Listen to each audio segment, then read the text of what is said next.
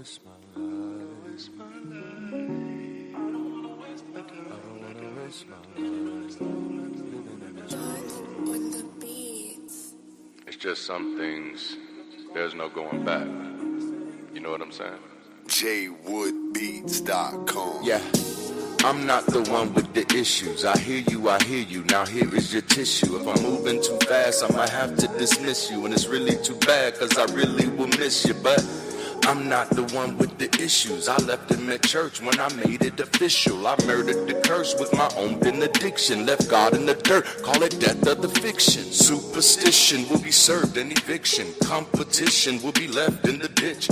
Oh my God, it's too damn hot in this kitchen. The fishes of men are now swimming with fishes. Oops, my bad, I guess I'm moving too vicious. Verses sold, I gotta put them on your wish list. Bless my soul, cause I'm dodging your little hit list. I guess you know, you just lost another witness. Gotta let me go, gotta let me go, gotta let me go. Gotta let me go, gotta let me go, gotta let me go right now. Gotta let me go, gotta let me go, gotta let me go. Gotta let me go, gotta let me go, gotta let me go, I'm out of here. I can do anything, fuck your opinions and energy. I finally got the epitome. My biggest hindrance was God can't do nothing but fail. Greater is me. I never needed your deity. All of this human capacity. When it gets rough, I can pick myself up and prevail. Cause I don't need anything other than people who fuck with me. Good business, it starts with good company. That's why your boy is obsessed with community. Cause greater is we. We can create opportunity, doing what God never did, cause a God never could, but a people is all we need. Gotta let me go, gotta let me go, gotta let me go, yeah.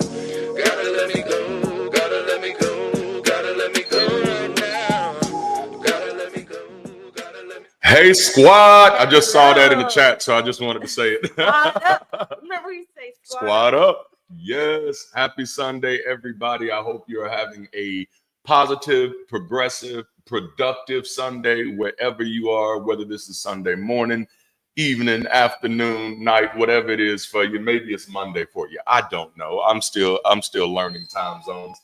But we're so glad to be back here with you. Thank you for joining us on this Sunday. Yes. Man, my beagle is in here whining, and I don't know why. Oh my goodness. But yeah, welcome on in. We are ready for a wonderful conversation. Let's see who's already in the chat. Max, Trayvon, Muttley. Man, I thought, yeah, there we go. Dale, yes. Kevin, man, it's good to see y'all. Man, I'm super excited about today's conversation, and I hope y'all are too. But first and foremost, thank y'all for joining us. If you haven't already, like the video, subscribe to the channel, hit that alert notification bell, consider joining, connecting, or supporting this community channel or content in any way that makes sense for you. And of course, check out the merch, because we do have some of the dopest merch on the damn planet, man. And I'm kind of being modest when I'm saying it. It's dope. And also we have books. I have a new book that's coming out now. It's already available for pre-order. I got to do a video and talk about this book too. And it'll be available for purchase on Black Friday. Yes, Black Friday. So, and that's called Black Non-Believer Next Door.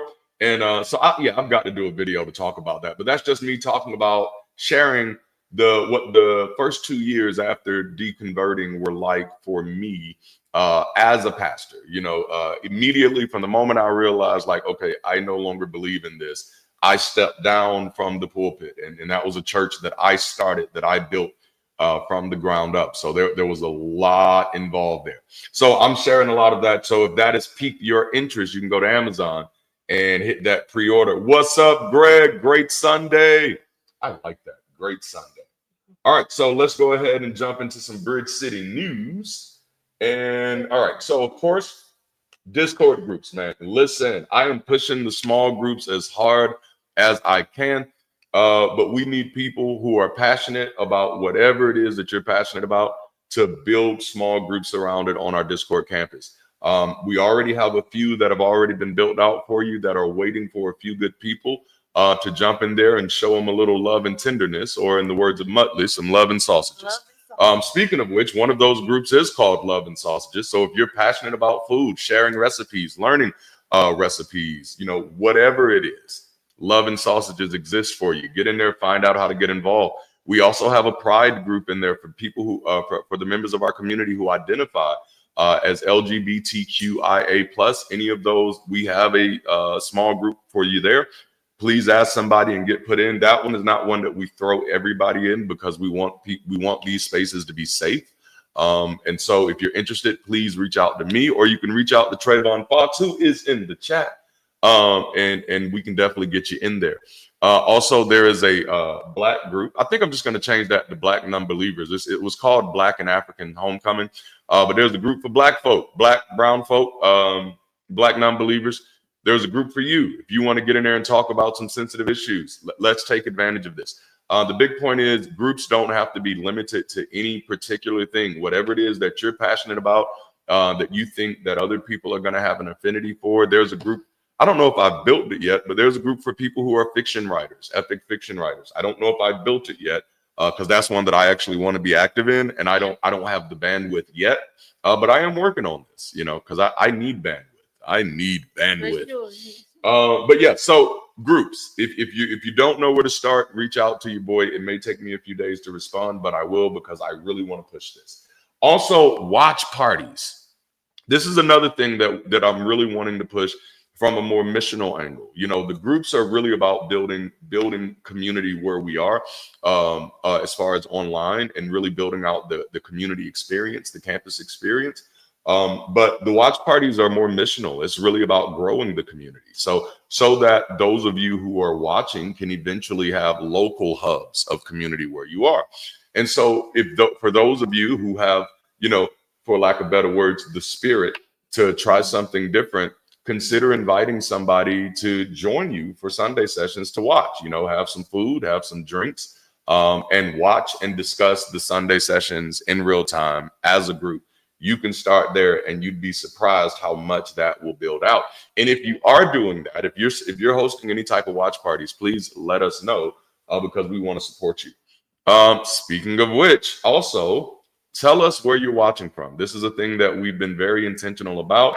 As you know, we've been building a map of everybody who's supporting this community, everybody who's a part of this community, and figuring out where everybody is. That is the map as it was. I've actually got to update that image too, because we've grown since then. So we're finding out where everybody is. So as we start seeing those clusters, we can make sure that we are definitely supported. And then, of course, as always, join us for Bible study with an ex-pastor this Wednesday night, where we're going to spend some time learning the Bible and laughing at the bullshit. Yay! And of course, Jason from Dragons and Genesis has been joining me for the entire book of Exodus, which we're almost wrapping up. It's been beautiful. And last but not least, so I can take a break and give my voice a break, stay tuned to the very end of the show to see in credit format how our community has grown. And I actually got to update our credits.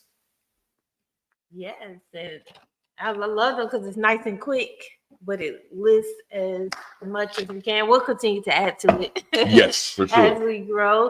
And thank you all again so much for showing. Alyssa, I saw you jumped in. Thank you, Cal, for making time. Dale, Muttley, just everyone who's jumping in. We appreciate you and all the love and support. And with that, of course, we love even more contributors, those who have time to support, whether it's an hour, 2 hours, 30 minutes, 3 hours. We would love for you to join us, join the team, join the crew, if you will, on Sundays and Wednesdays, when and if you can. Just because if you only have one Sunday out of the month, that's still fine. You don't have to do every Sunday, every Wednesday. Any support will be great. We're going to drop the link in the chat to the calendar where you can sign up.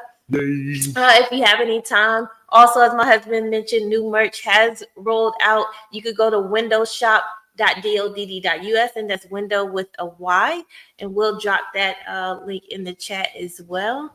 And also, I know we have the pre-session hangout. We had a crew in there this morning. To jump in a little bit, but we also have the post session hangout out in Discord. You can jump in, just hang out, talk with each other for a bit. Sometimes they may play some games or have good conversation if and when you have time. So we're gonna drop that post session link. And yeah, and that's all I have. We're gonna jump right into it. All right then. Okay, so let's get a refresher of our working definition of drive on the screens. And this is our last conversation of the series. This is the series finale. So we've been talking about drive for 4 weeks now. This is the 5th week. And we've defined drive as the eternal motivation to achieve a goal and the action and commitment that keeps a person moving forward even when motivation wanes. Now, over the past few weeks, we've been exploring drive as a crucial element that fuels personal resilience and collective efforts towards progress and development. It encompasses motivation, ambition, persistence, and purposeful action, enabling individuals to achieve significant advancements, ultimately leading to both personal fulfillment and societal benefits. The big point of this series has been to both encourage and to equip us all to take the wheel. Now, taking the wheel in your life means to actively take control and make conscious decisions about your life direction, essentially becoming the driver of your own choices and future. Now, if you're excited for this series finale, and I am, will somebody out there encourage somebody else in the chat and just type "take the wheel"? Would you let somebody know that it's okay to take the wheel? Like, you don't have to sit in the driver, you don't have to sit in the passenger seat. You don't have to sit there and watch somebody crash the bus of your life. You can take the wheel. As a matter of fact, that actually reminds me of a story, and you may remember this story. But one time, me and a good friend of mine, well, it was a group of us. We were headed to Florida, and I was in the back asleep, and the van starts shaking, and so I jump up, and the driver, who was my good friend, had fallen asleep at the wheel. Now, the thing is, the dude in the passenger seat was just sitting there staring at the dude who had fallen asleep at the wheel. And so when Javon wakes up, he looks at old dude and he says, "Man, why didn't you say something? Why didn't you do something?" And he said, I said, whoa. Please don't be that dude. Don't be that dude watching your life about the drive off course just because somebody else is in the wrong seat. No, take the wheel. And that's really what this whole series of conversations has been about. It's been about us all finding that encouragement, finding the tools, finding that equipping to find ways to do that in our own lives, right? So we are taking the wheel, everybody, and I hope you're ready. Yes. And so throughout this conversation, we've leaned into the metaphorical imagery of getting into the driver's seat and enjoying the drive to paint the picture. But we've also laced each conversation with directions to help us get to our destination, if you will. And that destination, we call it a map, MAPP. So let's talk about our first destination and the directions to get there. And the first destination is the driver's seat. Obviously, you got to get in. You got to get in the driver's seat.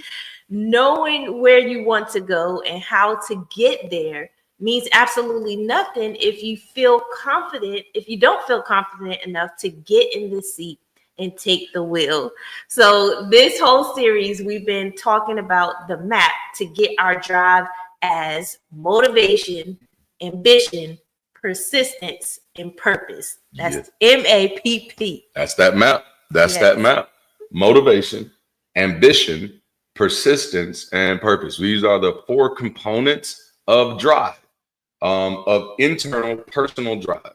And so we're gonna go back over each one of those components, because at the end of each conversation, we also share some practices, some guiding questions, and some focuses.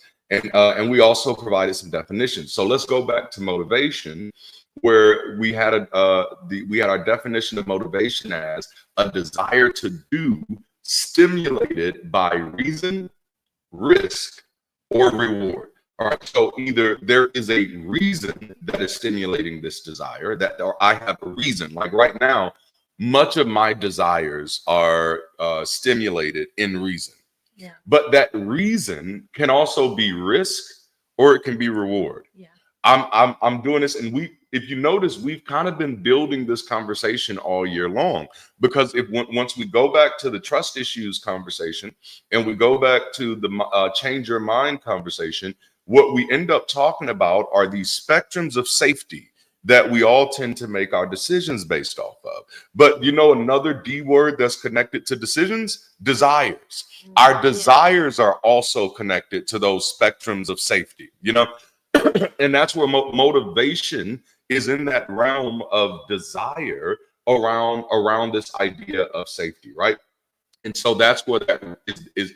I'm either desiring to do this because if I don't do this, there's a great risk, or I'm desiring to do this because if I do this, there is a great reward. It's a great reward. You know what I'm saying? That's a great way to say it. And so the guiding question of motivation becomes: am I being true to myself, my character, and my role?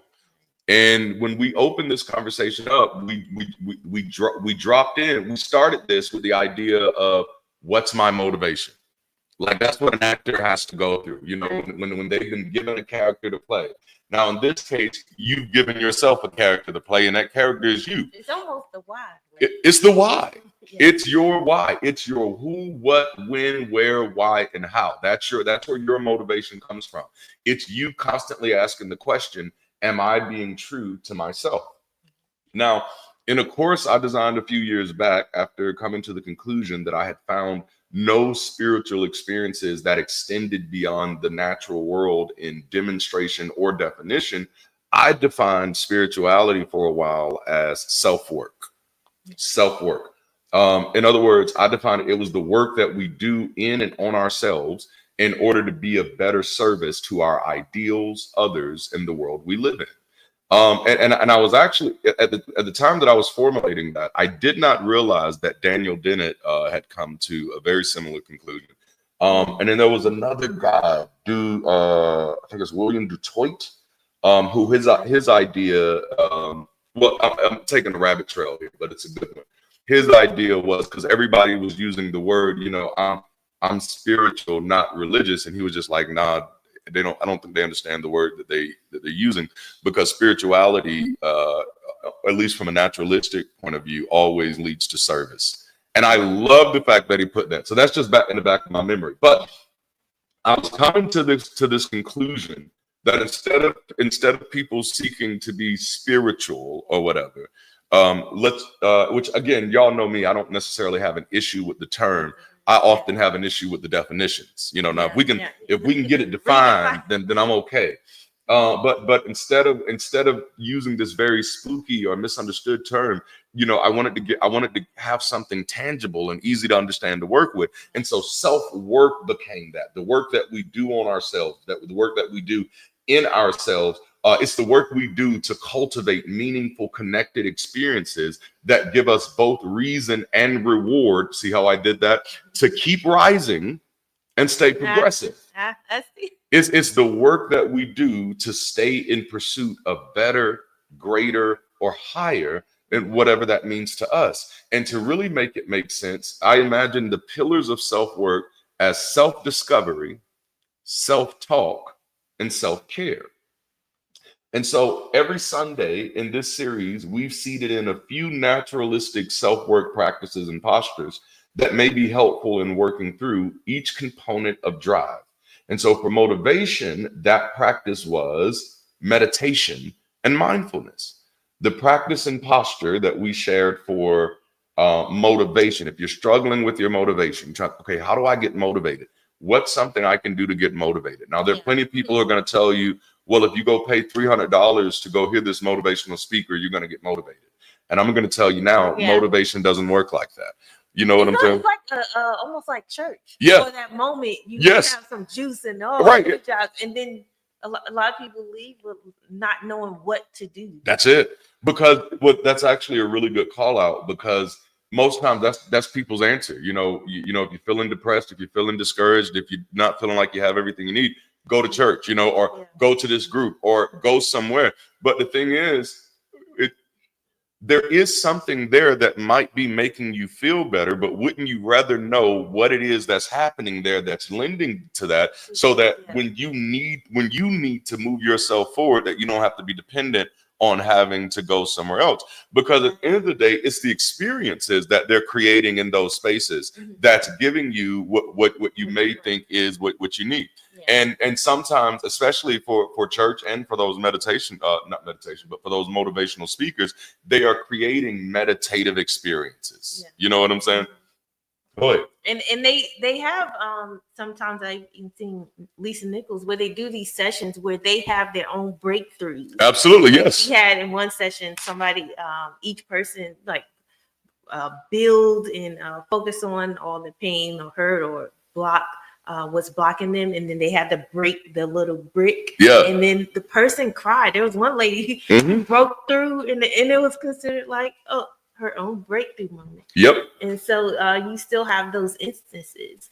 And so where meditation comes in, meditation can significantly improve motivation by enhancing mental clarity, emotional regulation, and focus, all of which are crucial for maintaining and pursuing goals. And that is very needed, that mental clarity for me, because when you don't have it, you kind of like, I want to do something, but I'm not in a space where you feel like you always can do. Absolutely. And so reduces one of the points here we want to make is that reducing stress and mental fatigue is important. So stress and mental fatigue are common barriers to motivation. When overwhelmed, it's harder to concentrate on goals or find the energy to take action.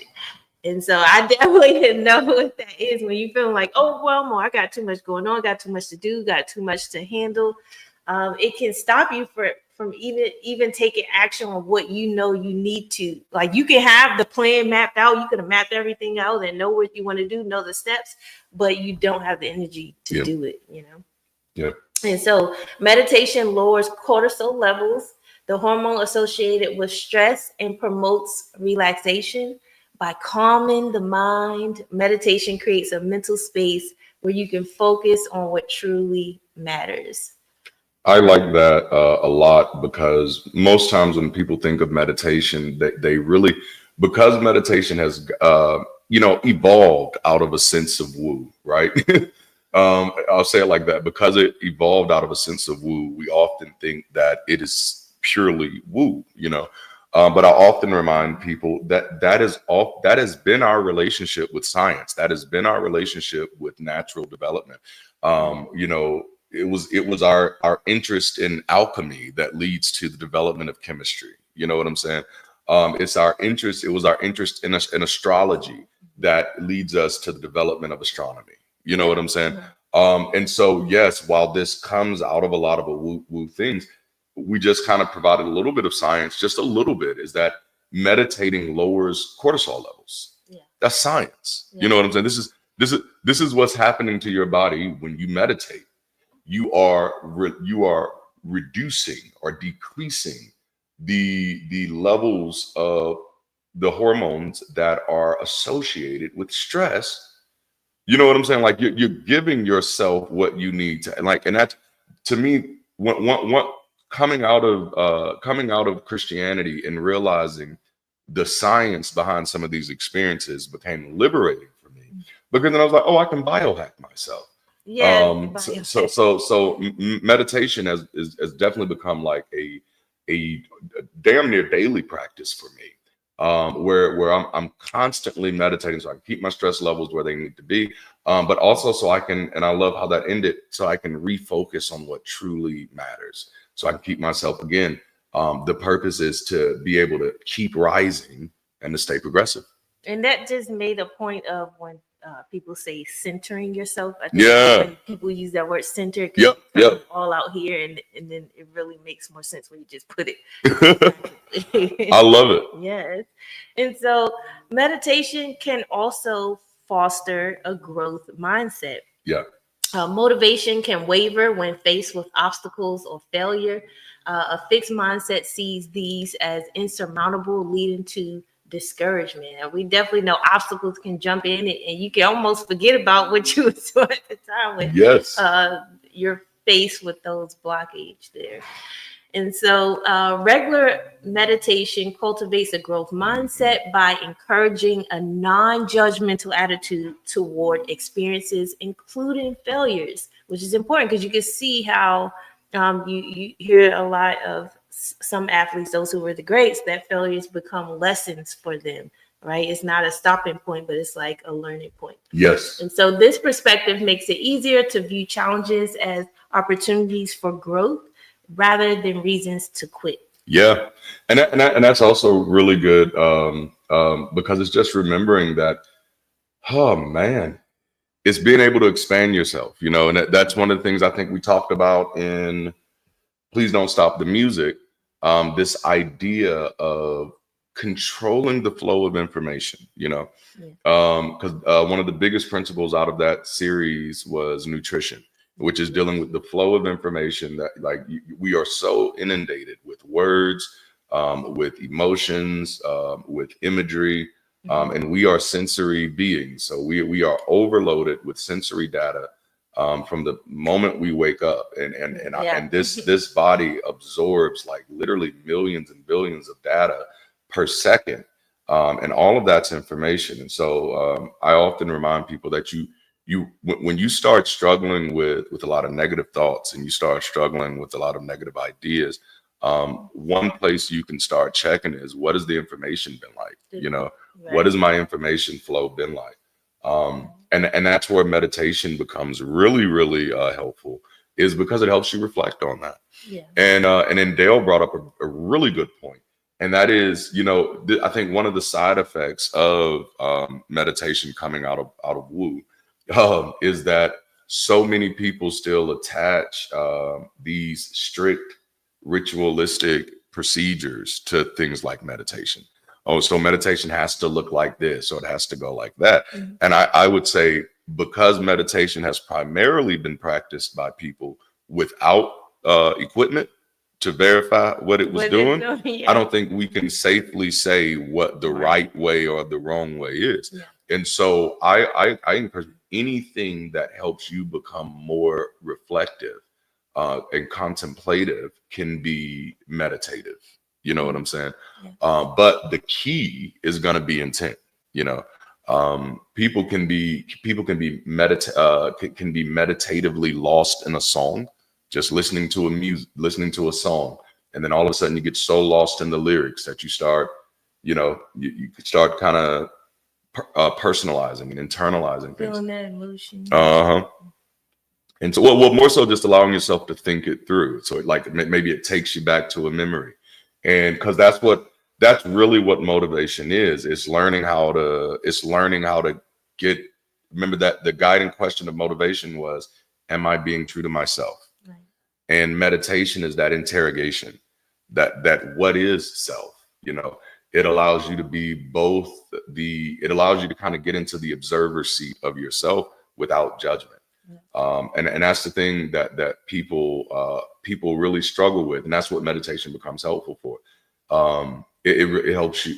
It helps with so much. Okay, so let's talk about a few more things that it helps with before we move on.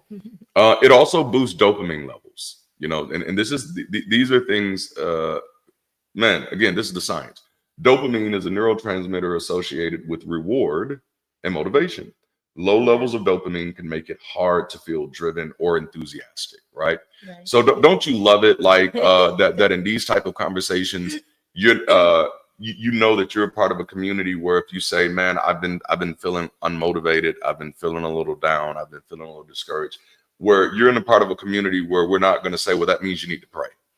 You're not a part of a community that says, well, you know, that means you probably did something to piss Jesus off. You know what I'm saying? But you know, we're more so the community to say, you know, there might be some tools that you can try to see if that helps. And that puts you in the driver's seat that you can try. That's right. It's not go down to the pastor so he can lay hands on you. Right. You know what I'm saying? Shake your head till you feel better. You know, But no, studies show that certain types of meditation, such as mindfulness and loving kindness meditation, can increase dopamine levels, enhancing feelings of pleasure and motivation to act.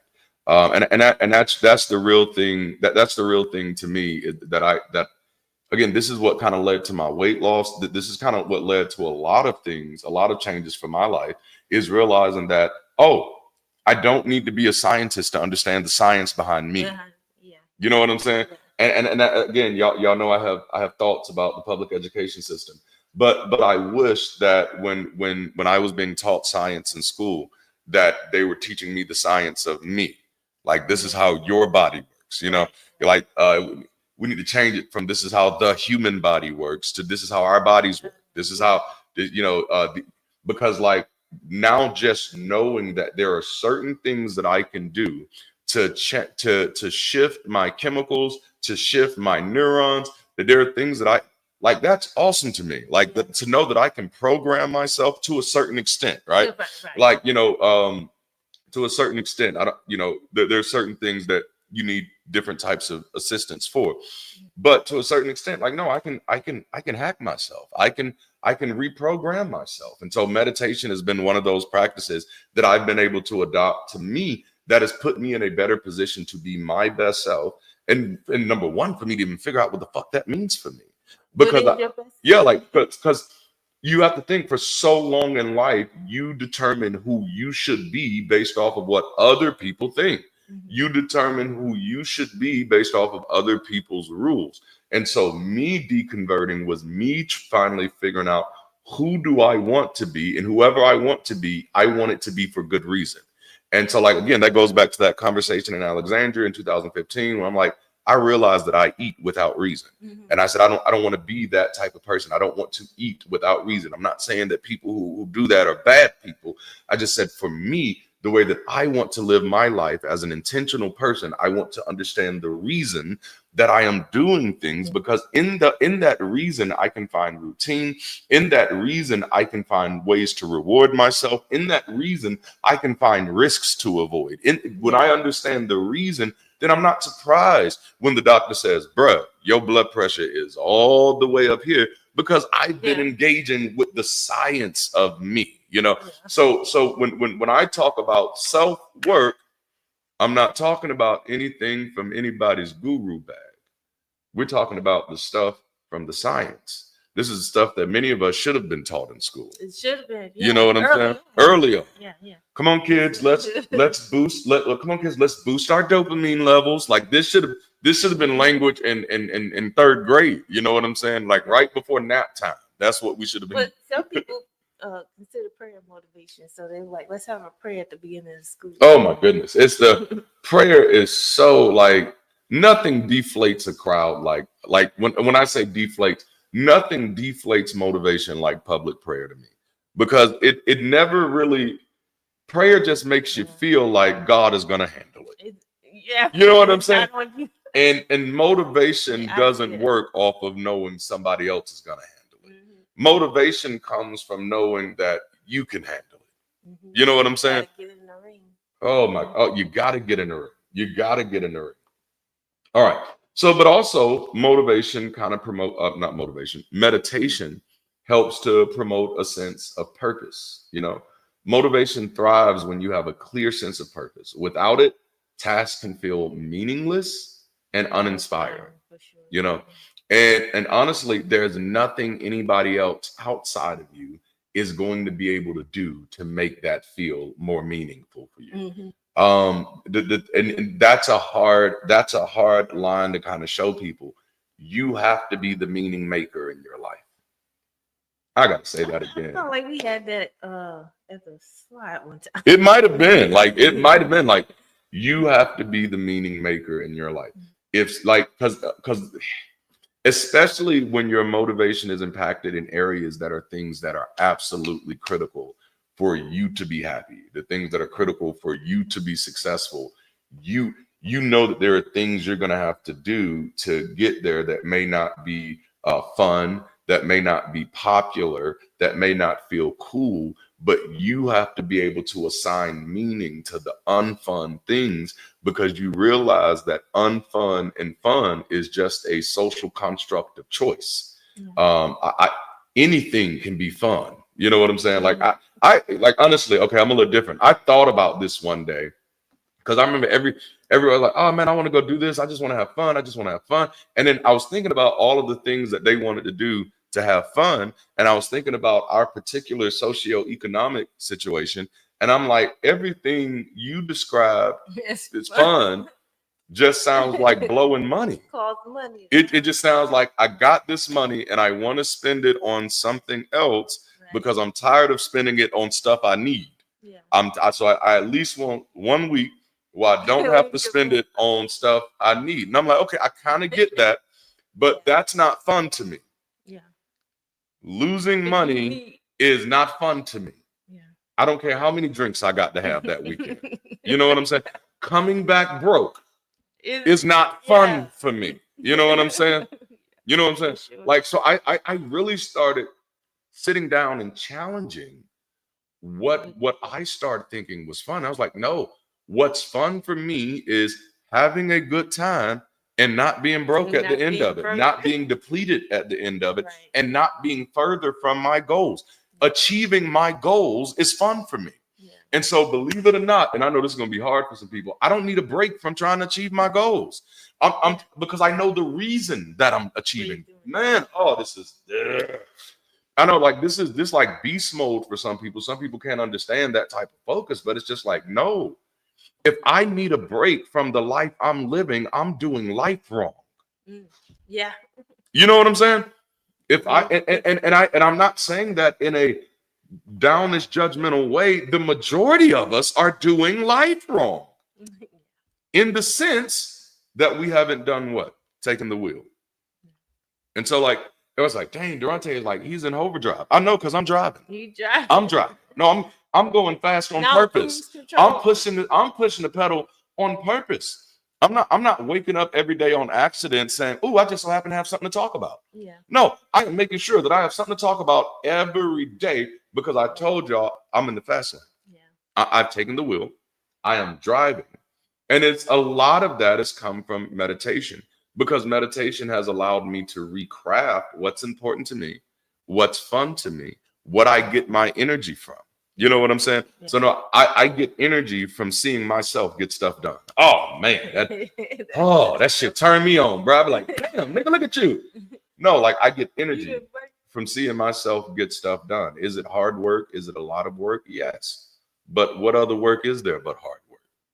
There's no way to, like, and to me, like, working smarter is just finding a harder way to do the work, you know? No, I'm just playing.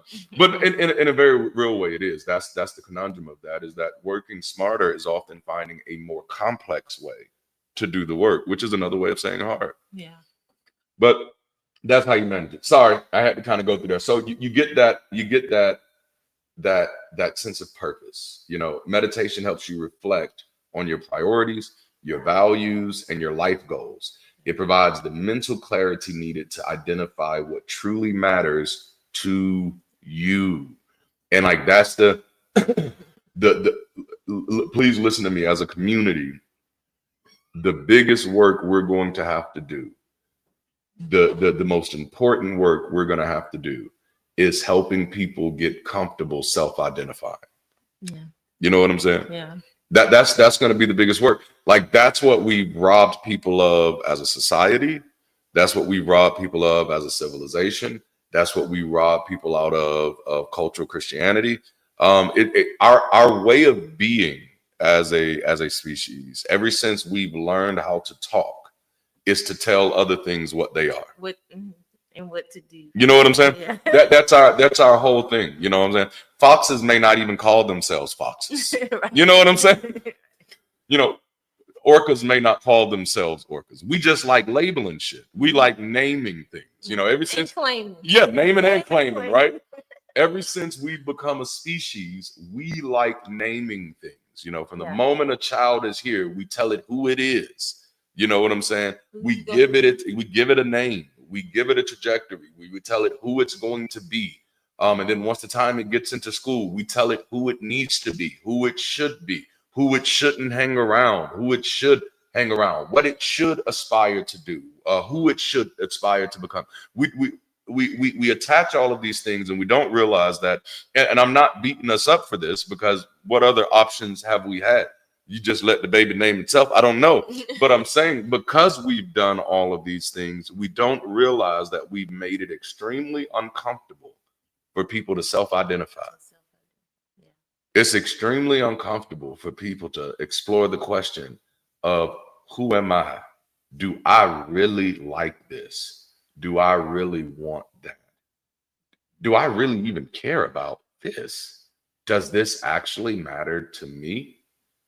Why did I ever attach myself to this? Like, these are real, this is real work that people have been missing out on. That's a real muscle that we hadn't been working. Like, I spent the first 2+ nearly 3 decades of my life not working that muscle. Yeah. And then once I did, it was uncomfortable as fuck. Is that because you have to keep going back to, well, what does God want? What does God have a call in my life? What is God saying? It's what God wants, what your parents wants, what you like, everything you are. Like, you think about it. People who say, I'm going to not get married, not have sex until I get married. There's nobody who made that decision because that was a want for them. Yeah. That was a want that society put on you and told you, if you didn't want this, you are an immoral person. Mm-hmm. You see what I'm saying? Yeah. So if you live in a culture where everybody around you is saying anybody who has sex before marriage is a hoe, or is shameful, or is any other type of derogatory thing, then you will say, I don't want to be that person. Mm-hmm. Right. You know what I'm saying? And you will think that you're coming to that conclusion because you chose to, but you didn't. Yeah. You know how you know you didn't, or you know how we know that this wasn't an actual choice? Well, number one, because of the echo chamber that you're in. But number two is that there is no reason attached to this choice. Yeah. There's no utility in this choice. The whole thing is illusory. You know, it's the whole idea becomes illusory, which means you're not doing this to actually make your life better. You're not doing this to actually protect your life from being bad. You're doing this not to feel the shame of the people you hold important. Yeah. You know what I'm saying? Which is why, how do you know? Because most people still do it anyway. They just don't tell those people. You know? And that's how you know that it's like, no, this wasn't a choice. This wasn't a choice that I made. This wasn't something that I cared about. Like, I remember in 2014, because I'd been struggling, and this is in my book, I'd been struggling because our church had hired 2 men who were apparently homosexual. And I say apparently homosexual because neither of them were out of the closet, but you know, there were rumors, you know, and there were signs, and one of them is like, he's not out to everybody else, but we know him, you know, he's out to us. But I started thinking of wrestling with why I had not actually platformed their freedom the way that I had platformed the freedom of other sinners. Yeah. Because my church was the church where I don't care what you smoke, I don't care who you slept with last night, but I had never said anything. I don't care if you slept with somebody who got the same pipes as you got. I never said anything like that, because I did have a subconscious fear that if I did that, you know, my church would leave. You'll lose members. Because of course, when we hired the first apparently homosexual guy, my membership dropped like 40% over 3 weeks. Which is it was terrifying. But after him, I hired another one. It was a little while. It was a little time in between, but I hired another one, and we did not lose any members over Sean. Like, everybody was like, "No, this dude is pretty cool," and he was just as apparently as the other guy was. But for whatever it is, it worked. But in 2014, right? It's crazy. in 2014, when I was deconstructing and deconverting, I was having that conversation with myself, because I was the more and more I was realizing there is no God. Then it's like, then you didn't protect these people for no reason. You didn't speak. You didn't humanize them the way you humanized others for no reason. Like that's what I was struggling with. And so I was at that point where I realized, like, I don't even, and this was a meditative moment. I realized I don't have a reason to have any resistance to treating these people as human, to platforming them as I'd platform anybody else. I have no reason. And it was just like, I never want to be in a place in my life again where I am attaching myself to ideologies or behaviors or a mindset without me having a grounding in that reason. Now, even though my church was likely one of the safest churches that they could have been a part of, that safety is still an illusion, because it's safe as long as you don't say too much. It's safe as long as you don't do too much. Or dress too much. Right. That's right. Yeah. Like, because remember, he ended up, because we're still friends, he ended up going to a church to help them with praise and worship a few months ago. And he's a fly dresser, you know. Yeah. I want to say obviously, but that would be a stereotype. But he's a dope dresser, very stylistic. And he wore some sandals, you know, like he had his feet pedicured and all that stuff, you know, but he wore some sandals. Nice and clean. And the pastor pulled him to the side after the service. They said, "Hey, what you were wearing made people feel a little uncomfortable." And he was like, what was I wearing? And he was like, I don't think I was wearing the flowers and stuff that day, because, you know, he'll wear flowery shirts, but like straight men wear shirts with flowers on them. That's not like a new thing. Yeah, like but it was the sandals. And he was like, he was so like, that was too funny. He was heartbroken. Like, it came out as rage, but he was heartbroken. And it's sad, because I'm kind of say something that y'all kind of get mad at me about. I told him he had no fucking right to be mad. He need to stop going into them places anyway. Please stop going to these places where you know people believe that you are less than human. Stop going to these places. Fuck them. You know what I'm saying? Fuck them. Like, no, I don't want to be in your church. But that's also why I am pushing everybody who is trying to build community to stay encouraged, stay motivated, because there are people out there who have great talents that they can contribute to your community, and they're just looking for a place to do it at, you know? Man. We have a super chat. Thank you so much. Thank you. We are meaning makers. Yes, us. Oh man. Okay, so I feel like I said a lot. Okay, where am I? So shit. Man, yes, good thing just to show up right in his sandals. Come on. Like, God, lead these people, man. The nerve. No, yes, it is the nerve. Don't make sense. Well, you know, I got kicked out of a church at 12 because I had braids. And when I say like got kicked out, I don't mean like, you know, hey, young man, you got braids, you can't be in here. I mean, I was a member of the semi-member. I'd never joined, but I was a member of the church. I was participating in Bible studies and stuff like that. And they tried to tell me that men having long hair was shameful because it was one of those Pentecostal holiness churches. That's what I got saved in. And I said, but Jesus had long hair. And Samson had long hair. And John the Baptist had wild hair. And then there's a certain translation of where Jesus is hanging out with his friends, with marrying them, and they're braiding his hair. No, it's a very, you know, loose translation, but it's there. You know what I'm saying? But they don't read. They don't. They read parts. They don't. They want. And see, I was just a kid at that time, so you know, and of course, but in the South, in Southern impoverished households, children are treated as liabilities. Yeah. So children are better seen and not heard. Children need to stay in a child's place. So anytime a child is speaking or speaking up, or speaking something that's different than what you said, it is disrespect. Yeah. Mm-hmm. You are talking back. Well, I don't know how else to talk to you than to talk back to you. Like how I can't, I got to talk back. That's how conversations work. You talk, I say something back, and then you say something back to me. Yeah. That's how the fucking conversation works. And so they'd be saying stuff like, women weren't supposed to wear pants.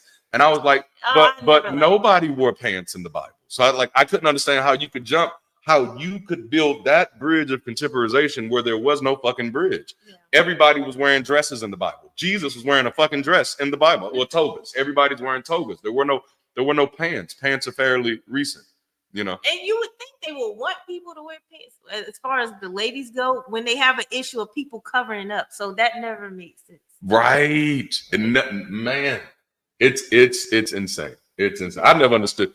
One of the things you find common about the churches where they made the women wear the long dresses, there was always a lot of pregnant people. So I figured that the skirts and dresses was just for easy access and shit. No, can't wear no pants. I have to struggle too hard to assault you. That's what it seems like what's going on in a lot of those places. Oh, an excuse to wear the little cloth when someone's getting the Holy Ghost. Oh yeah. So they get a job to do. All right, so some practical ways you could use meditation for motivation is you can do morning meditation for goal setting. Take about 5-10 minutes just to visualize your goals and the steps you'll take to achieve them. This primes your brain for action throughout the day. That's something that I typically do when I first come to my desk, turn my music on before I start working on, because I need audio stuff. Turn my music on, and I'm gonna go ahead and get into that mode so I can get ready for the day. Another big thing is incorporating, take mindfulness breaks. You can incorporate short meditation sessions during the day to refocus and recharge, especially when facing fatigue or stress. Pull away. Don't allow yourself to kind of continue to just wallow in the stress. You can use this tool to kind of pull yourself. I don't want to say pull yourself out of it, because that can sometimes be a little insensitive. But you can use this moment to kind of diagnose, to check in, because it's some stuff that you can pull yourself out of. Yeah. But then another thing that meditation can help you do is realize that, oh, this might be a deeper issue. I might need some more tools. I might need some more assistance, type of thing. Also, loving kindness meditation, which is foster a positive emotional state by practicing compassion towards yourself and others, which can help overcome self-doubt and inspire collaborative motivation. And then use meditation to review your progress and realign with your goals at the end of your day, fostering a deeper connection to your purpose. And meditation, kind of one of the things we've kind of started putting in the lingo around here is just do it in a way that makes sense for you. But it's a really helpful tool, and that's a great starting place. So by incorporating meditation into our daily routines, we can create a mental and emotional foundation that supports sustained motivation and effective action towards our goals. But motivation isn't the only thing we've hit in this map. So the A in our map was ambition. We talked about ambition, which we defined as the willingness to act accordingly. Yeah. You know what I'm saying? Yeah. And I phrased it that way on purpose, right? It's the willingness to act accordingly. You have a goal. Are you willing to do what it takes to make that goal happen? Yeah. He was like, well, okay, well, how did this happen? Somebody acted accordingly. You might get called some names. Some people might call you opportunist. Some people might call you, they just too ambitious. Whatever, too ambitious, too legit to quit, whatever you want to call it, it's me. But no, yes.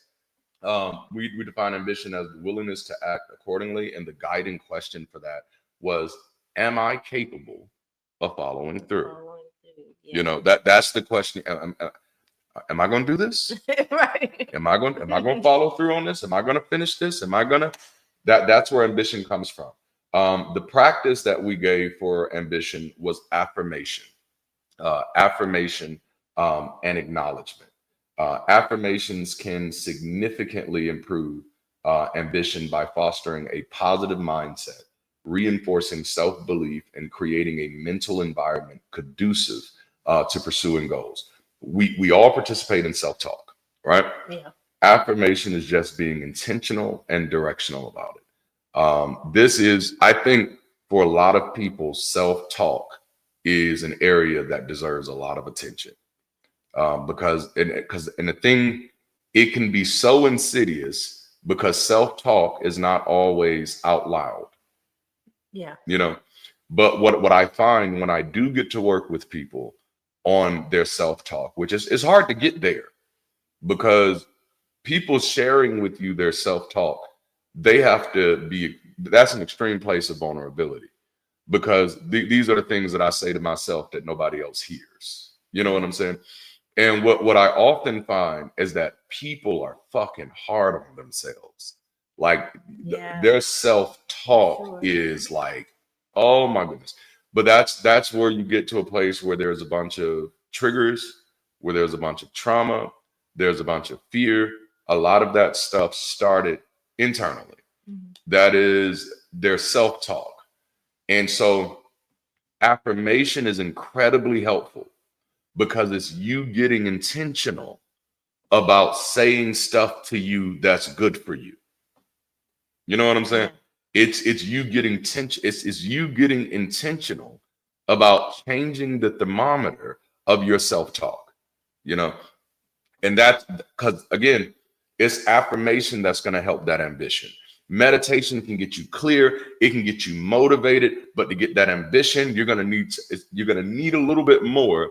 And so it's going to really start with focusing on your self-talk. What am I saying to myself about myself? Yeah. How do I feel about myself?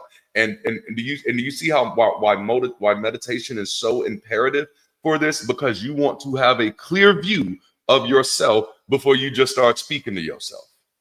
Oh, that was good. That's good. Yeah. You want to, because a lot of times our self-talk, just like when I just got finished talking about meditation, are about how much of what's going on inside is not a reflection of what we think or how we feel, because we've not actually wrestled with those things. A lot of negative self-talk is not actually how you feel about yourself. It's how you think you should feel about yourself based off of what other people have said, thought, or done. And again, but the work that we've got to do is to help us all get back to the place where we say, you know what, I love you, but I don't give a fuck what you feel about my life. I got to figure out how I feel about it. Yeah.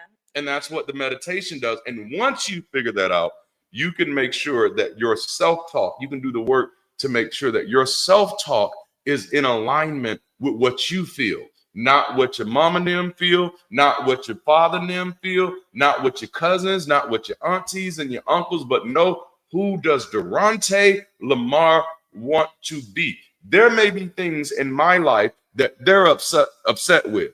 I'm okay with it. Right. I'm all right. So I've got to make sure that my self-talk reflects me. Going back to that, am I being true to myself? That guiding question of motivation. And so affirmation is being intentional and directional about it. So one of the things that affirmation helps do is it helps strengthens self-belief. And I love that. And so with that, ambition requires a strong belief in one's abilities and potential. Doubts or feelings of inadequacy can limit how big someone is willing to dream. And you always tell a story about some of your older members where you can see this is exactly what you were describing, what they were going through, because they didn't see themselves being in the I don't want to say small leadership, but just a minor upswing to what you came and see yourself as that. You know, you're not asking to be co-pastor. Yep. And so you see those. Just ask me to open the door for people, bro. Yeah, but yet we call that the place of hope, and you don't see people. But you don't see. Oh, that is a good paradox to point out, that this is the place of hope, but so many people.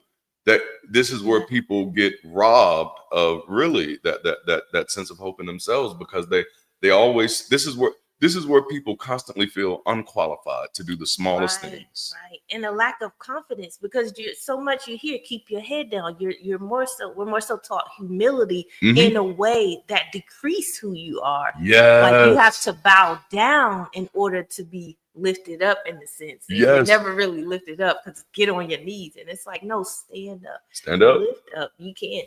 And so repeating affirmations such as "I am capable of achieving great things" reinforces confidence and counters self-doubt. Over time, these positive statements become ingrained, helping you feel more capable of tackling challenges. And even at work with my team that I had, that's something I had to constantly instill, because you'd be surprised how many people come to work with these skills. Yes. You know, and a lot of it stems from, again, our superstitions that Darante always talk about. And somebody mentioned in the chat to check out Darante's videos on superstition. Very good. But we have to wrestle with that, because we have so many people who, even if you weren't necessarily raised totally in it to be holier than thou, we still carry those points and those misconceptions. So even at work, I have to like instill confidence in people or build people up to where they feel like they are valuable in the workspace. Yep. It's I'm telling you, man, that self-talk is so pivotal. And many of us have been tormented by ourselves for so long. And that's why one of our goals here is to help you get comfortable with seeing yourself, first giving you the freedom to not have to be anybody else's reflection.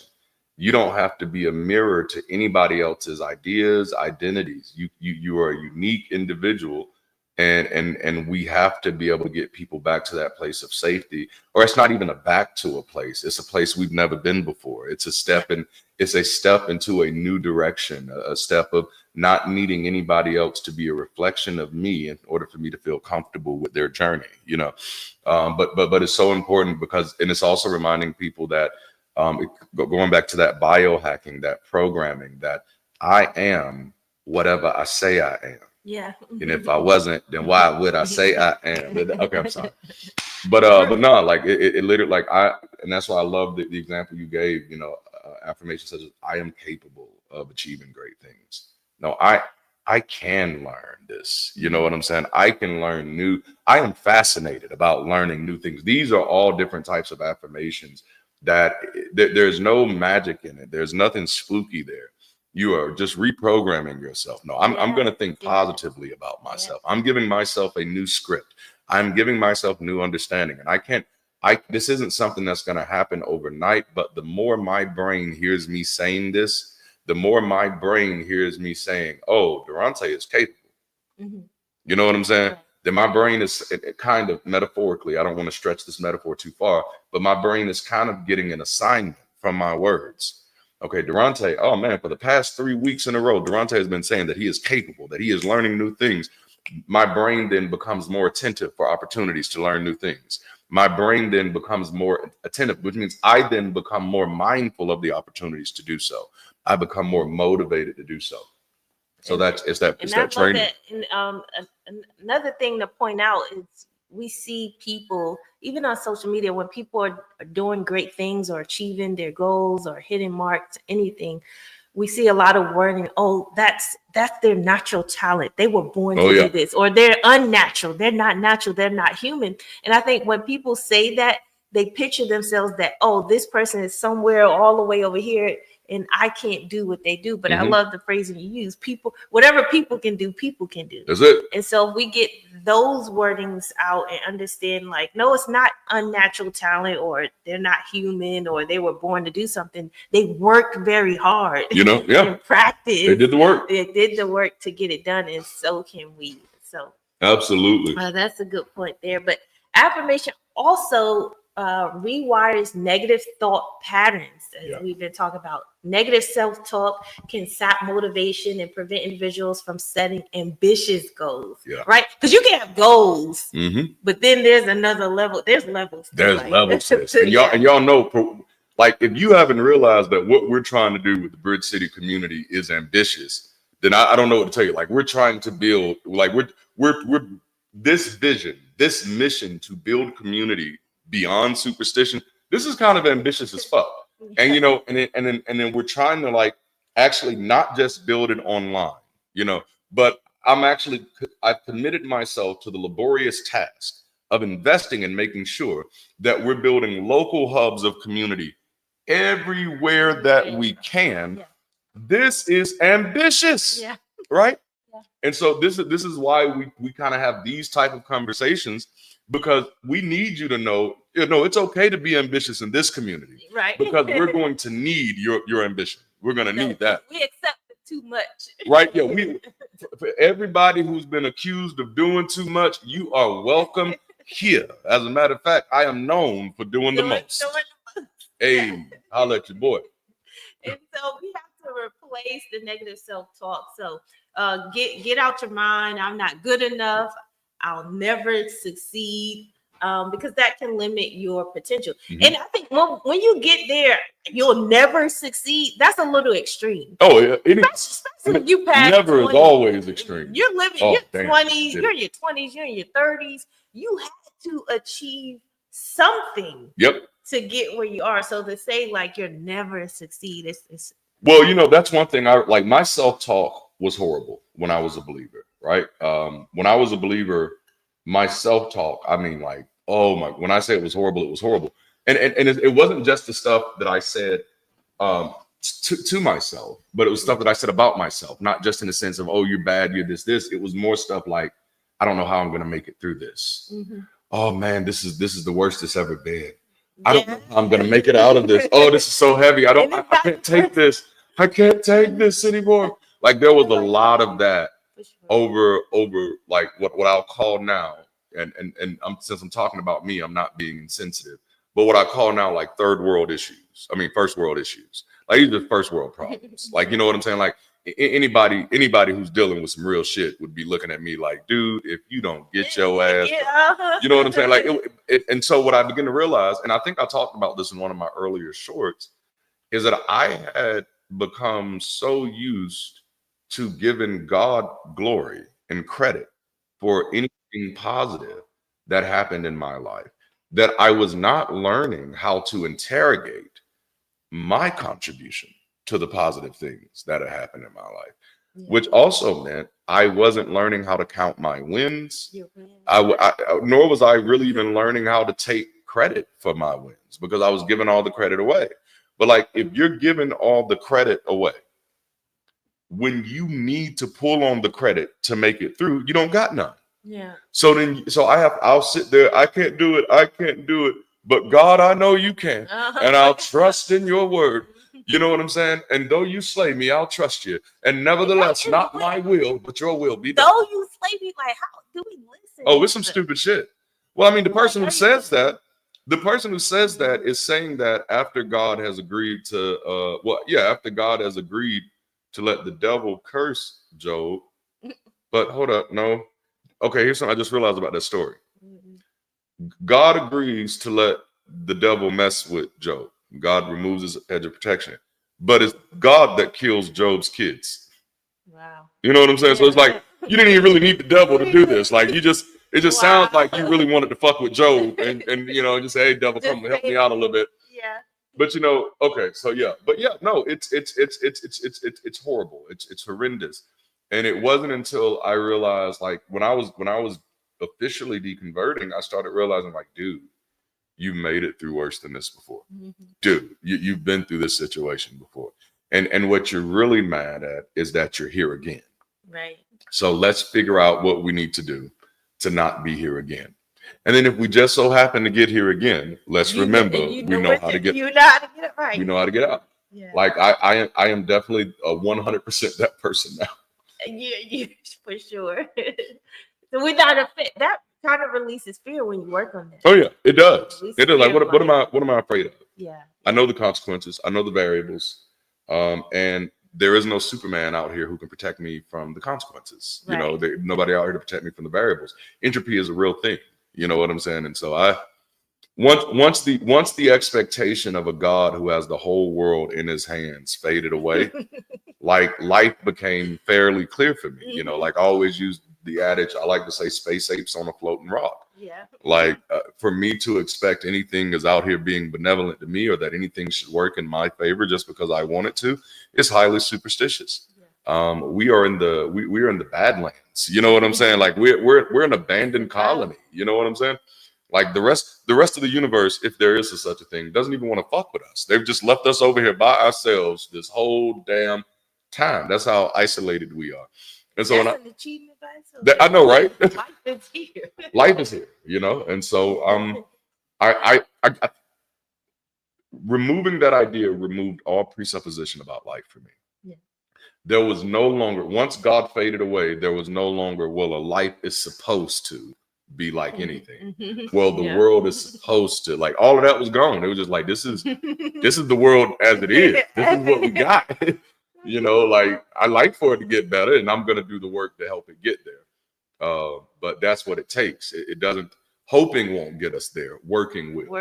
Come on, man. Hey, you know. Thank you, Max. I love that. Thank you, Max, man. That is beautiful. That is beautiful. Oh my goodness. All right. Okay. So I think I interrupted. I'll pull back. You're fine. So replacing negative self-talk with affirmations like I am worthy of success, or I have the skills to achieve my goals, rewires the brain positive and possibility. Yeah. And you know, and it doesn't have to be like weird, like I am love, because we see a lot of those affirmation videos, and then you just stay there for like, stay here, say this for 6 hours, sleep here for 20, and it's gonna.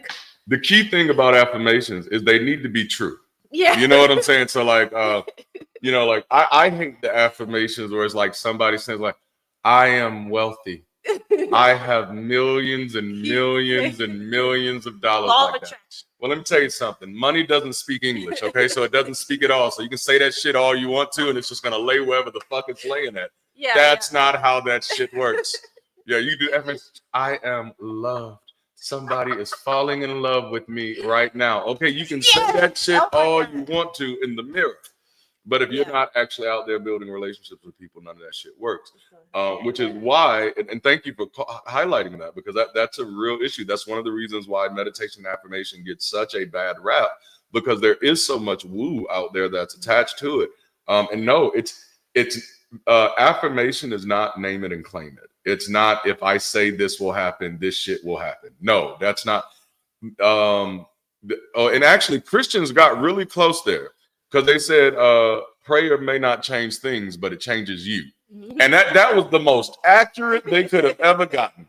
Because that's what any type of self-talk does. It has no ability to change your outside world. It has no ability to change anything external in your life. This self-work changes you and then makes you better equipped to make some changes out there. Right. We don't have any genie in a bottle solutions. There is no alakazam, a la mode, whatever. There is no, sim salabim or open sesame, and things just happen. The self-talk is helping you. It's helping you become, get that eye of the tiger. You become the champion. You become the hero in your story. You become the protagonist. So no, it's not going to change things. It's going to change you so you can change things. Yeah, I love that. That is good, right? Everything points back to everything points back. That's it. Yes. Man. So let's hear what last thing it helps with is reduces fear of failure. Mm-hmm. Fear of failure often holds people back from pursuing ambitious goals. It can create a mental barrier that prevents taking action.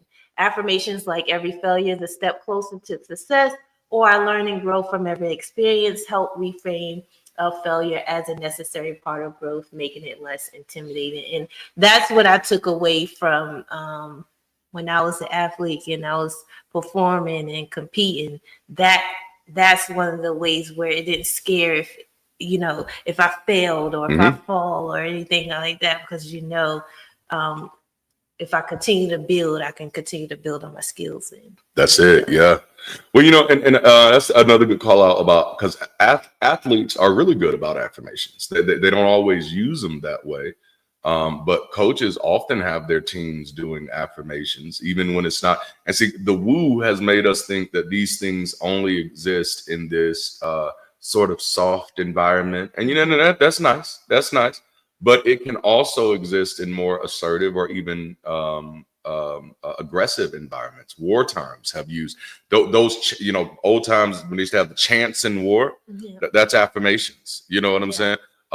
Almost any chants we use, protest chants, those are affirmations, But like when like football teams and stuff, and we the baddest, we gonna do.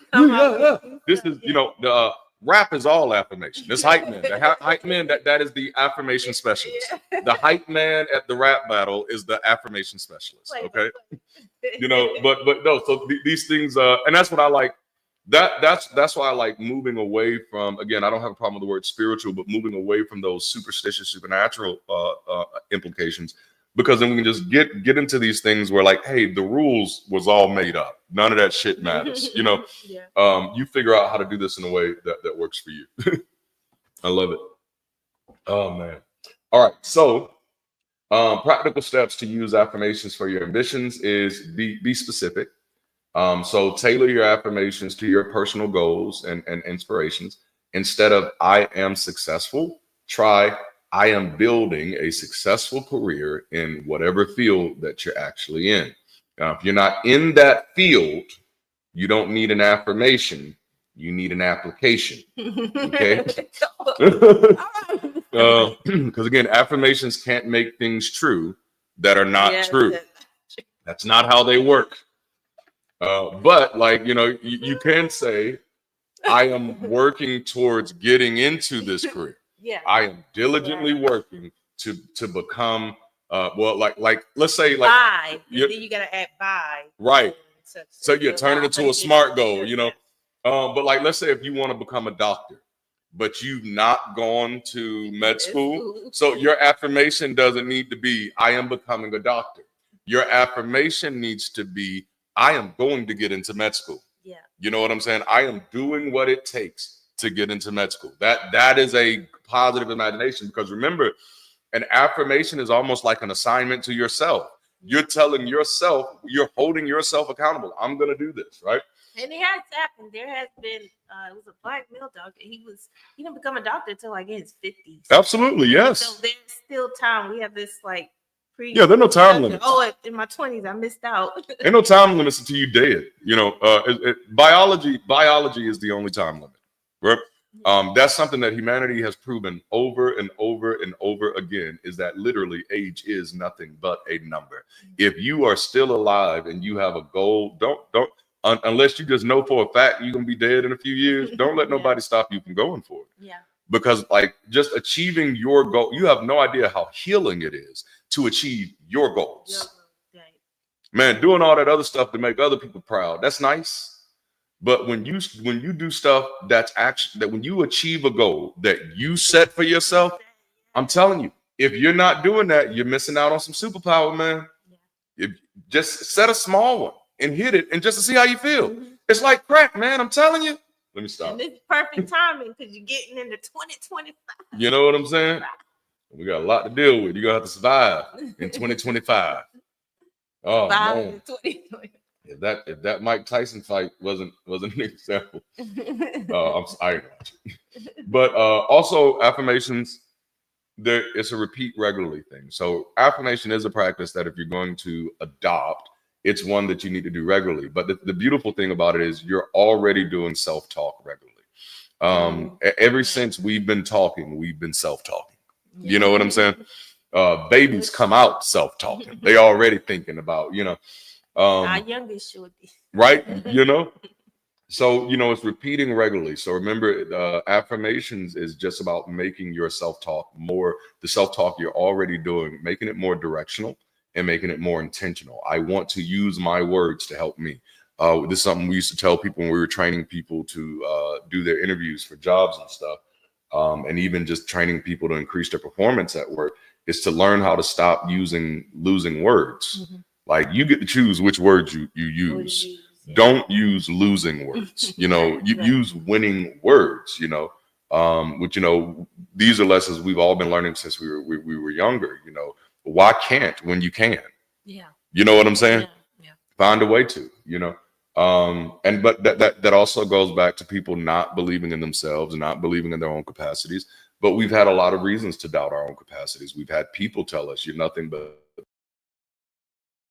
able to do that. And so again, that's the self-talk you're battling. You know what I'm saying? And man, you would be surprised what would happen to your mental health outside of, you know, diagnostic stuff. But what would happen to your self-talk if you, for 3 weeks, stop listening to random music, stop watching random stuff on television, and became incredibly intentional about the flow of information in your life? Just for 3 weeks doing that, you'd be surprised how nicer to yourself you become. Just cutting out extra stuff, because that's another thing that I didn't mention. It's not even just the voices and expectations of your family members and friends and teachers and preachers and all those things that have contributed to your self-talk. It is also the movies you watch. It is also the songs you listen to. So many people, relationships reflect so much of the drama they applaud on television. Yeah. Because it, you know, that it becomes a part of your inner dialogue. It becomes a part of your inner programming. So I do encourage people to, you know, just sometimes cut some shit off and see what happens. You know what I'm saying? All right. And then you can pair affirmations with visualization to strengthen their impact. Imagine yourself achieving your goals, as you say, the affirmations, which that's definitely a big thing for me. And then write them down if you have memory problems. If this is new for you, memory problems, but no, that helps too. But if this is new for you, if this is a new practice, this is a new muscle that you're exercising, you can write them down in visible locations like a mirror or desk to keep them to the top of the mind throughout the day. And remember, affirmations don't always have to be goal oriented. Because of the conversation series we're in, that's why we're talking about goals. But my first concern with most people is just getting your self-talk healthy. And so it doesn't have to be, I'm capable of doing this. Sometimes it can be, hey, I'm doing okay. Yeah. I am making it. I am okay. I am a nice person. Sometimes you have to remind yourself of that. You have to remind yourself that you're a good person, that you're a nice person, in order to keep yourself from accepting bullshit from other people. But if you're not reminding yourself of that, you won't do what it takes, you know? Yeah, absolutely. And mother prep, yeah, vision boards, that's something I like to do. I'm a stationer. I like to write stuff down, draw it out, gotta see it. And so, yeah, you can definitely do it. You can do vision boards, absolutely. Yeah. Absolutely. And then just combine with action, right? I think Dale put it in the chat earlier. No action, no results. You know what I'm saying? Yeah. Affirmations are like writing the code. You still have to build the program, you know. Affirmations are most effective when paired with intentional action. Affirmations act as a mental blueprint, aligning your thoughts and emotions with your aspirations. By consistently reinforcing positive blueprints, beliefs, and intentions, affirmations can fuel ambition and provide the psychological resilience needed to achieve meaningful goals. Now, the next one, because we didn't just talk about motivation and we didn't just talk about affirmation, we also talk about persistence, which now you see why we call this a map. But meditation, affirmation, persistence, and purpose. We define persistence as the determination to keep trying and doing. Doing always starts with trying. Yeah. And often trying looks like failing, you know? So which is why you'll notice in much of this, we've dealt with the fear of failure. In most of this conversation, trust issues conversation, we dealt with fear of failure, how to changing your mind, we've dealt with fear of failure, because it is so important. It is so crucial to your mental health, to your drive, to your motivation, that you become comfortable with failure. Yeah. If you're not comfortable with failure, you're going to be resistant to trying anything, right? This is a phenomenon that we used to talk about early on in the days. When I'm in meetings with people I try to get people to get away from thinking their first idea is going to be gold. Yeah, like, gonna be gold. So I got this from not that wording, but I got this practice from another mentor, where he had his team like, give me 10 ideas so I can say no to 8. You know what I'm saying? Yeah. But you have to be okay with the first thing you do, it not being good. If you're not, when it's not good, you're going to feel like a failure and not try again. Right. And you're going to get upset when other people don't call your bullshit gold. You know what I'm saying? Yeah. But if you're already comfortably knowing that, nope, likely the first few things that come out, you know what I'm saying, are not going to be the best things. Like, people used to have these little funny little sayings, like, you always get rid of the first pancake. You know what I'm saying? Because it don't come out quite right. And the bread, you know what I'm saying? Like, you got all these type of things, but it's our way of reminding ourselves that you don't always get it right the first time, and you shouldn't have that pressure on yourself, and nor should you put that pressure on other people to treat you like you're hitting it out of the park every time. You should. What I found out is once you get safe with yourself, you get safer with others, and you make it safer for others to interact with you. Yeah. You see that, because then you're not like, oh man, you thought my idea was bad, you don't like me no more. You know what I'm saying? You're more like, okay, that was a bad idea, moving on to the next one. You know what I'm saying? And that's where persistence comes in, because you got to. Was I persistent if I stopped because they didn't like the first idea? No, that's no persistence. Anybody who would stop because they're going to hear a no should just not even start. Yeah. You just didn't even start. Persistence is going to be required. And so the guiding question of persistence is, am I committed to making this happen? You know what I'm saying? Am I committed to doing the work to make this happen? So if I try to make this happen and I fail, the question should be, all right, am I committed to making it happen? Yeah. Has it happened yet? No. So what do I need to be doing? I need to be committed to making it happen. You know, but we have to remove this idea that it's going to happen just because I'm doing it. It's not going to happen until it happens. Right. My commitment to fail, try, and do is how I learn how to make it happen. You know, and that it's like a lot of people want the answers from the work before they do the work. Right. So it's like, well, how do I make it happen? Well, you have to run some experiments to figure out how to make it happen. That's the question you have to ask yourself. You got to get in the mirror. Which is we're going to kind of get to this place. You got to get in the mirror and ask yourself, how do I make this happen? We have got to get out of the place of putting people in a position to have our answers, and we've got to get comfortable learning how to get answers ourselves. That's how we protect our agency. That's how we protect our authenticity. That's how we protect our autonomy by bringing that back to us. So we have a practice. The practice we give for persistence is petition, which is ultimately about authority. Petition is self-talk that differs from affirmation. So affirmation is self-talk. Petition is a different type of self-talk. While affirmation is a reinforcement of what is, petition is a reminder to yourself of what could be and an invitation to yourself to participate. Yeah. You know what I'm saying? Personal authority happens when responsibility and accountability reside in the same voice. Yeah. I'm going to say that again. Personal authority happens when responsibility and accountability reside in the same voice. When I am both responsible for what I do and when I do and why I do, and accountable for it. That's what gives me that sense of personal authority. So petition serves as a powerful tool for improving persistence by acting as a mental practice that bridges the gap between where you are and where you want to be.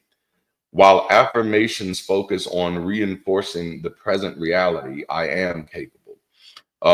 Petition is future oriented, reminding you of your potential and aspirational goals. You are capable of overcoming this challenge.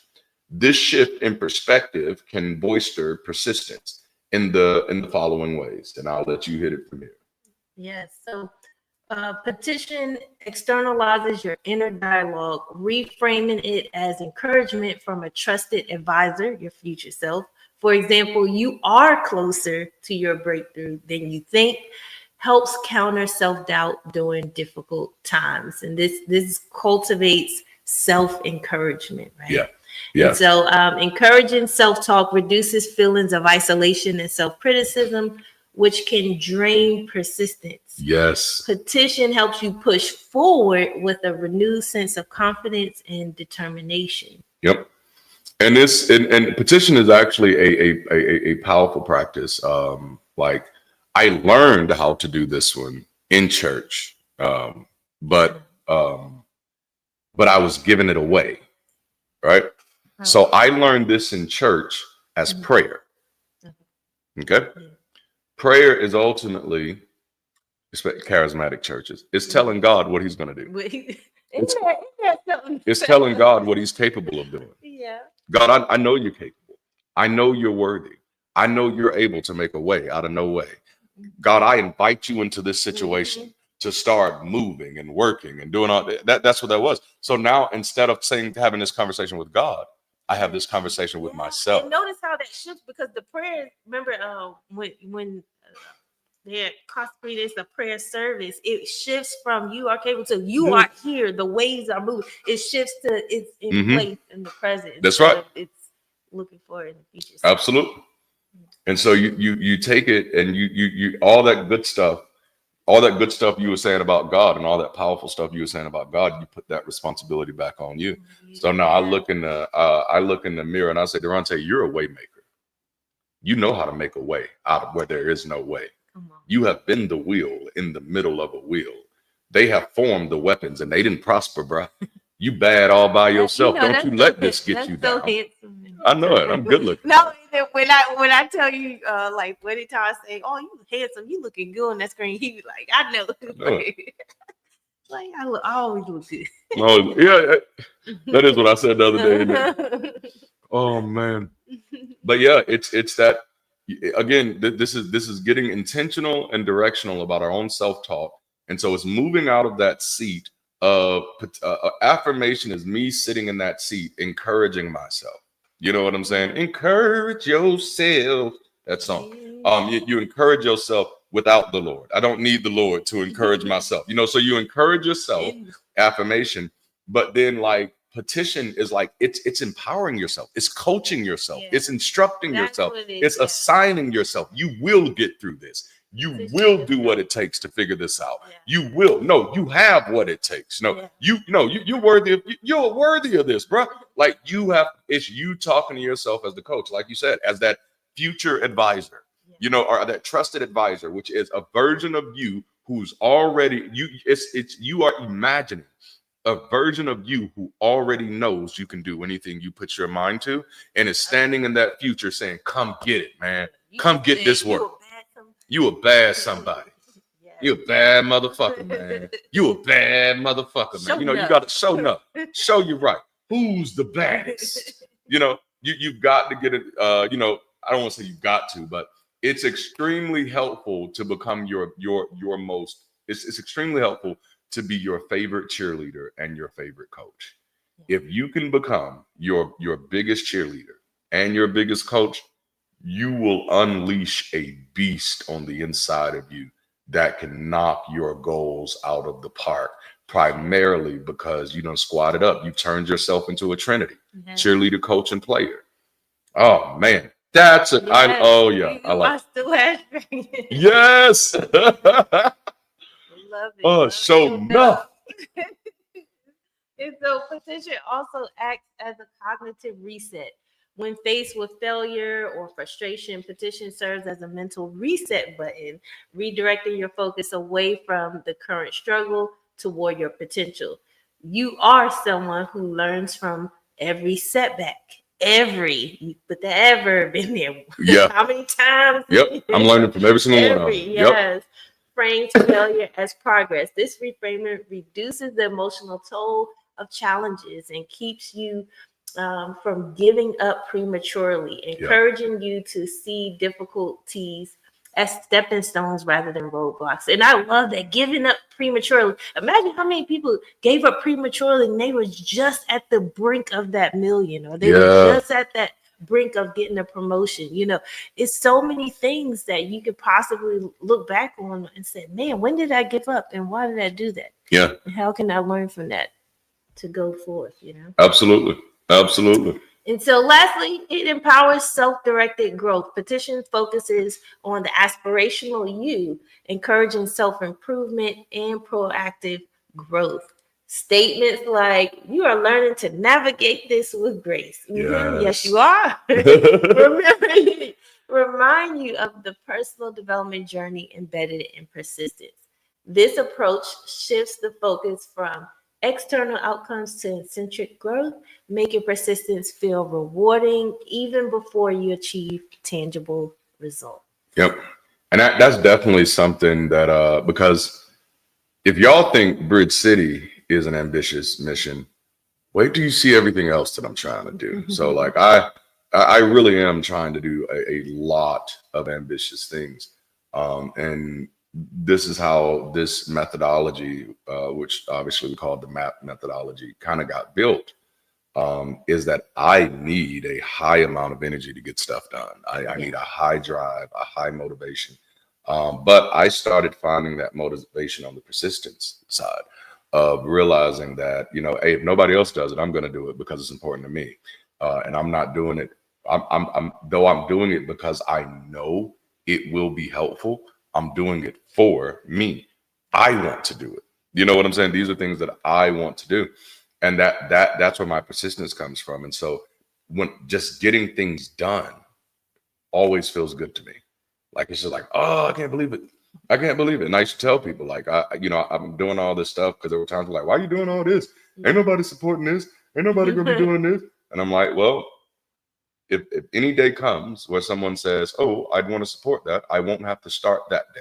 Yeah. Because the work will have already been done. That's what Les Brown talks about, already being ready. Already being ready. That's it. Opportunity comes. Because he was hungry. You know what I'm saying? Yes. I think we opened up talking about Les in this series. So practical application. Start your day with petitions that align with your current challenges. For example, you are someone who stays focused under pressure. Stuff like this can set a tone for persistence in your day. And then when facing discouragement, use petition to recalibrate. You are learning to navigate the storm. Can help you reframe the challenge and regain momentum. And if you notice, none of these things are magical. None of these things are mystical. It's just you talking to yourself. It's you talking yourself through it. You know, since we started this series with the kind of actor and you being the main character in your story, think of what the supporting character in your story would be saying. Like, who is the best friend in your story? Who's the person in your story who's always going to say the right thing, and then just start writing what that character would say and start saying that shit to yourself. Yeah. And say, oh, that's right. I don't need a supporting friend to say this shit to me. I can say this shit too.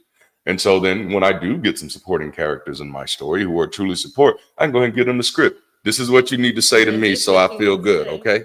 No, let me stop. And then also pair with reflection. Combine petition with reflective practices to track how your persistence evolves over time. This reinforces the aspirational identity that you're cultivating. And so by reminding yourself of what could be, petition becomes a persistent guide that strengthens your resolve and keeps you committed to your goals, even in the face of adversity. It's a practice of envisioning your future self and using that vision to fuel your determination in the present. Now, the last P that we hit in our map was purpose, which we define purpose as the reason for the ride. And the guiding question of purpose was, am I enjoying who I'm becoming? Am I enjoying who I'm becoming? Because again, that's purpose. Purpose is authenticity. Purpose is kind of goes in line with self-actualization. This is about identity. Do I like who I am? Am I enjoying the person I'm becoming? But the only way you can even get into the position, to me, you know, from this methodology, the only way that you can get to that place is you've got to be clear on who you are first, and who you are, why you are, what you are. So this is why purpose is so important. So things that help you with this aspect, the practice that we gave for purpose is proclamation, right? because you've already done the work of motivation and using meditation as a tool. You've already done the work of ambition using affirmation as a tool. You're doing the work of persistence using persistence as a tool. Now for purpose, you can use proclamation as a tool. And proclamation is just letting others know who you are and how you help. That's proclamation. Letting others know who you are and how you help. Everything I do on my channel is my sincere attempt at letting others know who I am and how I help. And we're having conversations like this because I want other people to find that freedom, that safety, and that comfort to do the same thing, to be able to say, this is who I am and this is how I help. Proclamation is the practice of outwardly sharing affirmations and petitions, which can improve purpose by reinforcing personal values, fostering accountability, and creating opportunities for connection and impact. Turning that quiet part outward allows us to engage with our aspirations in a way that solidifies our purpose and aligns it with collective action. So here's how proclamation enhances purpose. So one of the ways is proclamation reinforces personal purpose through expression. So saying affirmations or petitions out loud transforms inner thoughts into external realities. By verbalizing purpose, you clarify and solidify it in your mind. And proclamation adds weight and commitment to your purpose, making it feel more real and actionable. So sharing statements like, I am here to help others build confidence, not only reinforces your belief, but also serves as a personal declaration of intent. And I like that because it gives you value. I'm telling you guys, like, there's a lot of people who feel invaluable, and it is really sad. I have, one of my coworkers at work throughout the week messages me, and it's just struggle with confidence, stress, what's going on at work, not sure, the uncertainties. And I had to sort of encourage her, but there's always going to be uncertainty within life, but you can always be certain of yourself. And so one way that I do that, for me lately, I've been saying, Nay, that's my nickname for those who know, but like, Nay, if I'm breathing another day, I have another chance. If I wake up today, I have another chance to fix what I need to fix. I have another day to be great. I have another day to learn, to maximize my opportunities, maximize my time. And that's one of the things I've been focusing on lately is my time management. What am I getting done? Darante is always good with that. He gets a lot done for everybody, but and especially for himself, because that's important. And so we have to remember, hey, if you hear another day, hey, the clock is still ticking. Yeah, you hear. Yes. That's it. And so proclamation also helps with, also cultivates accountability. By proclaiming your intentions to others, you invite accountability into your life. When your purpose is shared, it becomes part of a broader dialogue within your community. And so knowing others are aware of your purpose can inspire greater commitment to follow through, which is important. For example, proclaiming, I am committed to promoting mental health awareness, encourages consistent action as it aligns your public image with your personal goals. And we have two more positives that does is build connection and community. Sharing your purpose with others fosters connection and encourages dialogue, which is important because that helps with those of you who are kind of like, what they call it, more eccentric personality, or you stick to yourself. When you're sharing, when you're comfortable with sharing things with other people, that are like-minded in the sense it can help as well.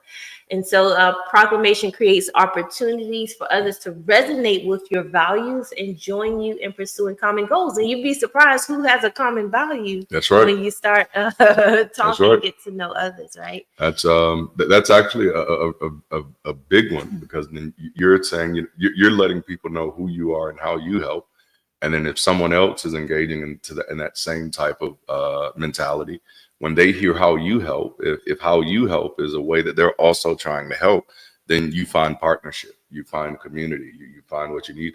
And so proclamation definitely helps move us more into action by helping us attract more people who are interested in the things we're interested in. And that was one of the reasons that I started sharing content on this channel this year. Because I realized, because I wasn't being vocal about the things that were really important to me, the things that I felt were attached to my purpose, that I wasn't attracting the type of people to my life that I really wanted to do life with. Because I was not being vocal about my identity and the purpose that I had assigned to myself. You know what I'm saying? I wasn't surrounded by people who valued that. Right. But now that I'm obviously vocal as fuck, the only people who are even comfortable getting close to me are the people that I'm comfortable getting close to me. Right. Like mine, yes, sir. That's it. Yeah. Yes, preach, Nay. Okay. I love it. Come on with it. I love it.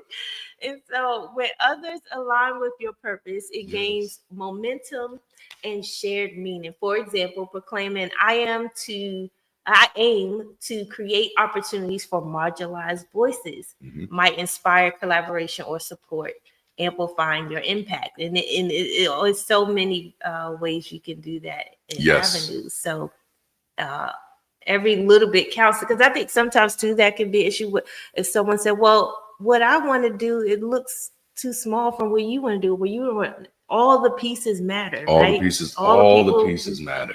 Yeah, all the pieces matter to gather that puzzle. But because I actually used to get incredibly frustrated, because a lot of the things that I am trying to do, I've been trying to do for a while, with no expectation that they were going to happen quickly or anything like that. But I've often been trying to get other people. I've tried to work with a lot of different partners. And the problems was oftentimes that they were thinking much smaller than I was thinking, and unfortunately, I used to be mad at them. Like I used to be pissed the fuck off, and I'm like, man, these small ass thinking folks, you know. And then I began to realize, like, no, I'm not really mad at them. This is a proximity issue. We want to work on different parts of the problem. Right. You know what I'm saying? Right. And right now, I'm not in close proximity to the people who want to work on this part of the problem. I need people. I need people working on that part of the problem too. I need the people who are just working on those parts over there. But so it was a proximity issue, and those are the things you do begin to learn. But again, and that one of the words that we've kind of used in this conversation. This is why self-identification is so important. You being able to self-identify that this is the part that I want to work on, and this is as much of it as I want to do. Yeah. That we have to be able to give people the space, the freedom to be that. Like, no, that's the whole point. Is for people to find something that they want to do, and not feel the need to force people to become something that they have no aspirations for. Right. Absolutely. Thank you for that. And lastly, proclamation amplifies confidence and courage. Speaking purpose out loud transform abstract ideas into bold declarations. Yes. This act requires courage and builds confidence as your own beliefs in a public and shared space. Proclamation empowers you to stand firmly in your convictions, strengthening your resolve to pursue meaningful goals. Each proclamation becomes a step forward, embodying your purpose with greater authenticity. I love it. And so some practical examples of proclamation is just announcing your purpose during group meetings, social media posts, or public forums to build awareness and inspire action. So we have a Discord server, we have a general channel, we have volunteer channels. We have the groups, some of them a little more restricted. So if you're interested and you don't see a group that represents you, reach out. But you can start in there by saying, this is who I am and this is how I help, you know, and it may be more than one thing that you help in, but it's teamwork. I love it. That makes the dream work. And here's the thing. Nobody knows how you help until you tell them. There was something that, oh man, this takes me back when we used to train volunteers. I used to train organizations to flip the question from who wants to help to how can you help? How can you help? You know what I'm saying? Because people, you know, everybody wants to help, but you start giving people the freedom to self-identify. Well, how can you help? Like, what ways can you help? Like, what way do you see yourself helping?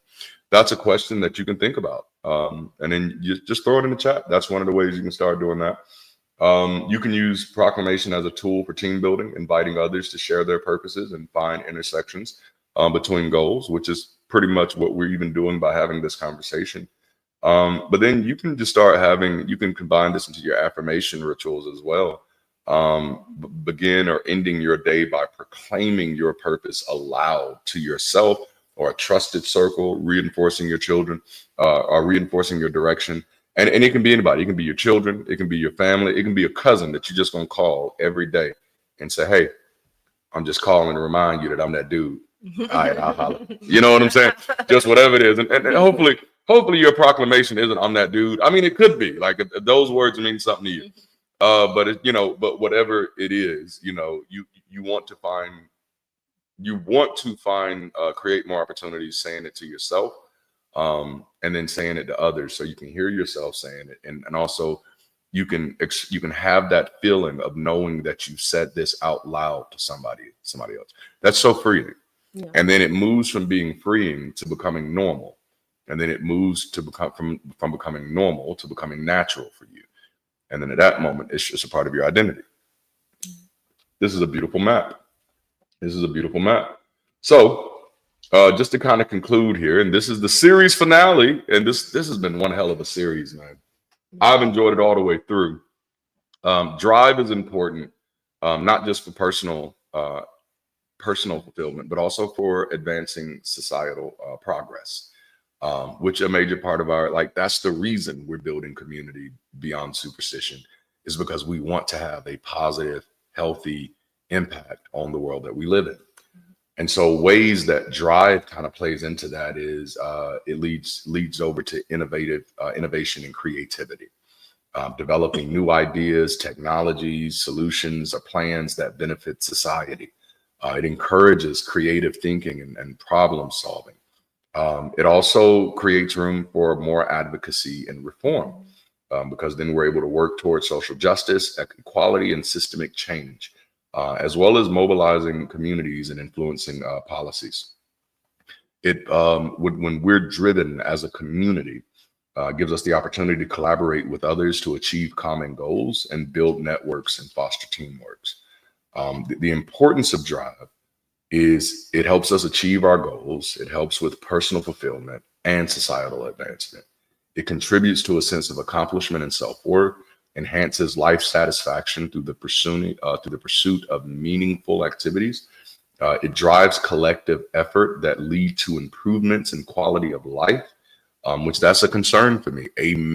The reason I am so ambitious, the reason I have these huge, big ideas and big dreams is because I want to play a part in improving the quality of life globally. And I believe community is the vehicle that we can make that happen through. But it also spurs development in science, culture, economics, and governance. And so that's why conversations like this are important to me. That's the power of human beings locking into their own sense of drive and then working together to drive outcomes. As we wrap up this series, I invite you to consider where you are in life and the goals that you want to achieve. I invite you to reflect over the outcomes that you would like to see in the world that you live in. And then I want you to reflect over today's conversation, over this entire series, if you've been here, thinking about the conversations in the chat and the people on the other side of those chats. who, just like you, found something that resonated with them about the idea of building community and celebrating people. And after you've done all that, I want to ask, can you name one good reason why you shouldn't be a part of a community like this? Many of you have been looking for a way to make a tangible difference. You've been looking for somewhere to just get started. Can I suggest that this may be the opportunity that you've been looking for? We are a progressive thinking, people-centric, life-affirming group of random strangers from across the globe who resonate with the idea of both building community beyond superstition and building bridges to better outcomes. Why don't you consider joining us? No strings attached, no entry fee. We're just trying to make a tangible difference in this world, and your added partnership would help us continue to move the needle forward. So we'll be dropping a few forms in the chat that you can jump in and let us know if you're making that decision to get connected with us. And another way that you can do that is join our Discord. We'll also be dropping that in the chat as well. Our Discord is our primary, it's the primary representation of our online campus right now. It's where we're coming together, having conversations, and eventually building out strategy to build our community further. I love that. Hey, and not just joining, if you are looking to support and you value these conversations and the work that we're doing, we've made it easy for you to support. You can do this through Patreon, Super Chats, purchase merch, or through any of the links in the description. Your tax deductible financial contributions will be used to support the mission of building community beyond the superstition. And we also have the QR code on the screen, which is much more easy for you. And we'll also put the link to donate via PayPal through the chat. We appreciate you all for all the super chats that came in today and just overall this year. Thank you. 2024 has been a great increase, a great rise. We appreciate you for hopping on, for liking the video, for commenting, for sharing the video, for continuing to host conversations outside of just YouTube and in Discord. So thank you. We can't appreciate you enough. Absolutely. And of course, thank you for joining this week of Sunday Sessions. Consider joining us again next week. Perhaps consider bringing a friend with you, or even consider hosting a watch party next week as we launch our next series of conversations entitled The Work, where we're going to be talking about the physics of change. As you can see, our conversations in this community are about things that we can do to better ourselves and better our communities. And so during this next series, we're going to be talking about the work, and we're going to be pulling from some principles in physics to actually platform this conversation while introducing you to a motto that has been a part of my life since 2017. Do the work, do it right, do your best, do the most. We are going to have an awesome time in that conversation, and I'm definitely looking forward to it. Absolutely. And once again, thank you so much. If you want to learn more about our work beyond the bridge, visit our website. We'll throw it in the chat. Very easy website to remember, dldd.us. Us, baby. Come on with it. All right. And so you can check it out there. It's always being updated, more things added as we go, so you can check back periodically to see what's new. Again, join us on Discord. We have a growing family there. Yes. YouTube is a great doorway to this community, but Discord is where we actually do the work in the community. You can see people introducing themselves, telling stories about themselves, and just laughing, having fun. We even have a meme.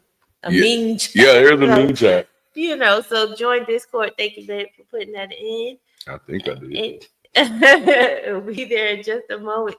And so we appreciate you all. Thank you for your time. We went 2 hours just about today. That's insane. So we appreciate you for hanging in there with us. And yeah, don't forget the Ex-Pastor call-in show, December 1st. That's right. We're going to have a full panel this time around. And of course, if you have some time to hang out, jump into Discord, into our post-session hangout, meet some of the members in our community, and let's continue to grow. And got to figure out Discord. I know, look, George, I just jumped in. This was my first year ever doing Discord, and I'm still getting used to it. But it is an incredible platform. We do game night on there. When I jumped into the pre-session, they were playing golf this morning, and so I thought that was really super cool. Yeah. And so, feel free to jump in right after this session. We drop the link into the chat, and man, we love y'all. Until next time, keep rising. And until next time, be the bridge. Well,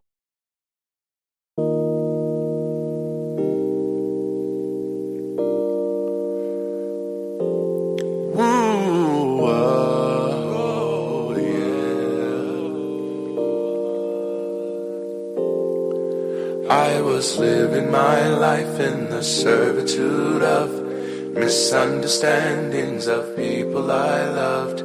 Giving it all, it was never enough. Because of the fall, I could never get up. I moved on from their misunderstandings. I am no longer standing under them. I was drowning, now I swim. 'Cause I found the strength within. I don't need your absent friend. 'Cause I got this, yeah. 'Cause I got this, yeah. 'Cause I got this, yeah. 'Cause I got this, yeah.